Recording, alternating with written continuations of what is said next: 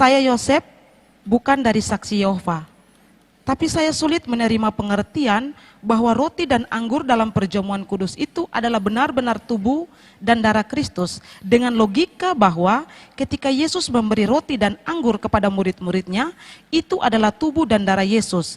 Sesungguhnya ada dalam ruangan tempat tersendiri, sehingga roti dan anggur yang diberikan kepada murid-muridnya itu kuanggap hanyalah sebagai simbol atau lambang. Menurut Bapak Pendeta bagaimana? Coba baca kalimat pertama. Tapi Kalimat pertama. saya Yosef bukan dari saksi Yehova. Kenapa saudara perlu mengatakan saudara bukan dari saksi Yehova?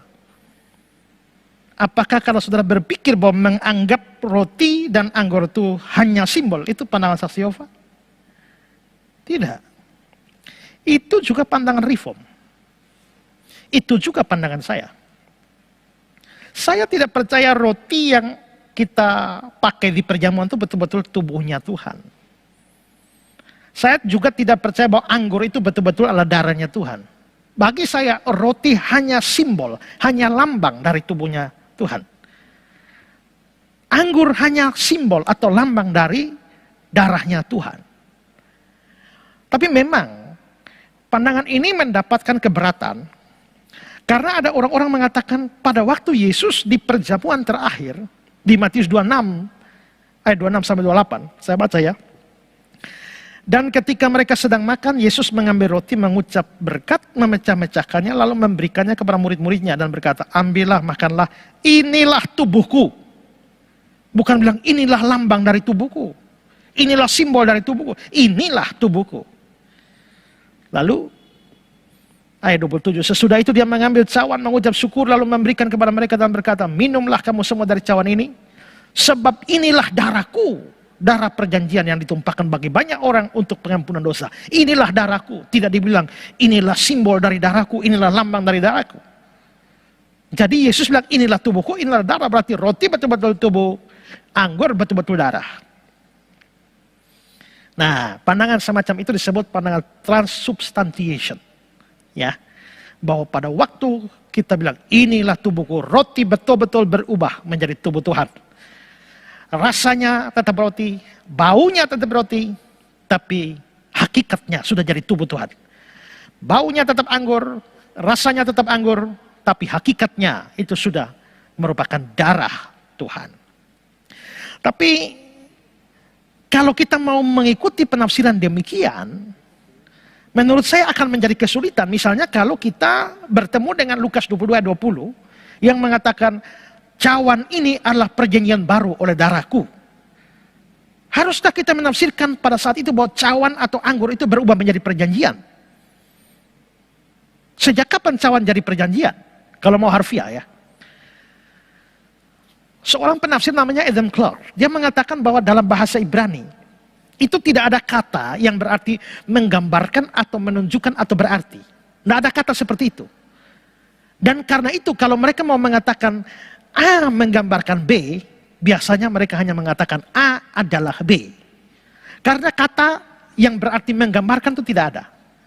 Maka bertemu dengan kalimat A adalah B, itu bisa berarti A menggambarkan B. Ya. Lalu Clark memberikan contoh, misalnya Kejadian 40 ayat 12.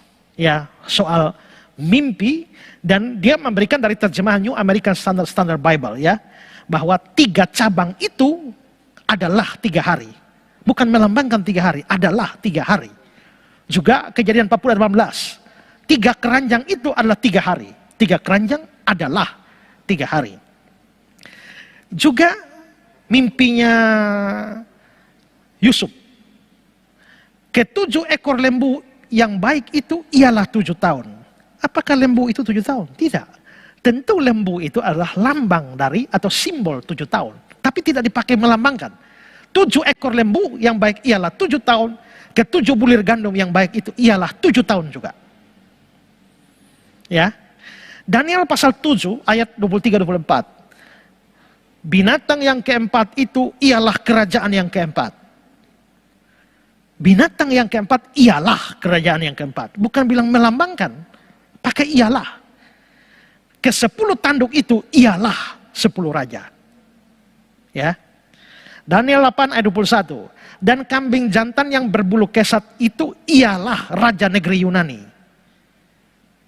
Kambing jantan itu ialah raja negeri Yunani. Yang dimaksudkan oleh Alexander Agung. Berarti kalau saudara mau harfiah, waktu saudara lihat kambing, itu raja Yunani. Waktu saudara potong kambing, itu potong raja Yunani. Ada sate kambing namanya sate raja Yunani. Begitu. Tidak. Itu tetap simbol. Tapi dikatakan bahwa kambing jantan itu ialah raja negeri Yunani. Dan tanduk besar yang di antara kedua matanya itu ialah raja yang pertama. Jadi itulah model perjanjian lama waktu menggambarkan itu dipakai kata ialah atau adalah. Nah, lalu Clark mengatakan bahwa dalam perjanjian baru yang sudah menggunakan bahasa Yunani sebenarnya ada kata seperti itu, menggambarkan ya atau menyimbolkan, hanya dalam perjanjian baru seringkali mengikuti pola dalam perjanjian lama sehingga walaupun katanya ada tetapi tetap digunakan ialah.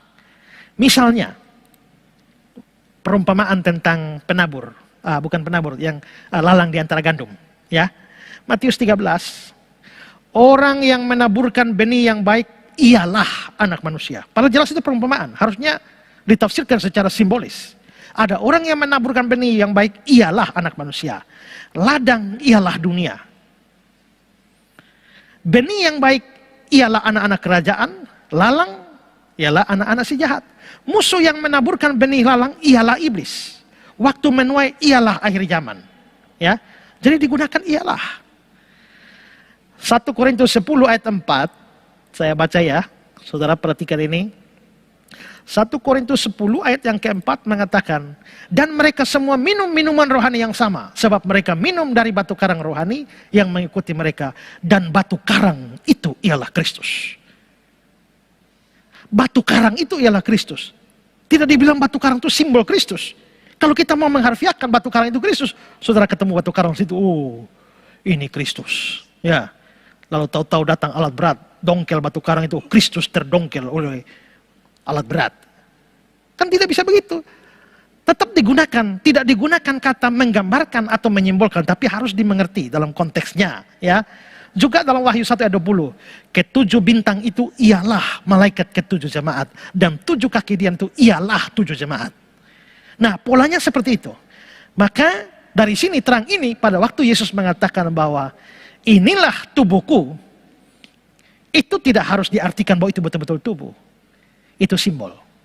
Inilah darahku, itu simbol. Ini sama dengan Yesus bilang, akulah pokok anggur. Bukan pokok anggur itu menyimbolkan aku. Akulah pokok anggur. Akulah pintu. Bukan berarti setiap kali kita lihat pintu itu Tuhan.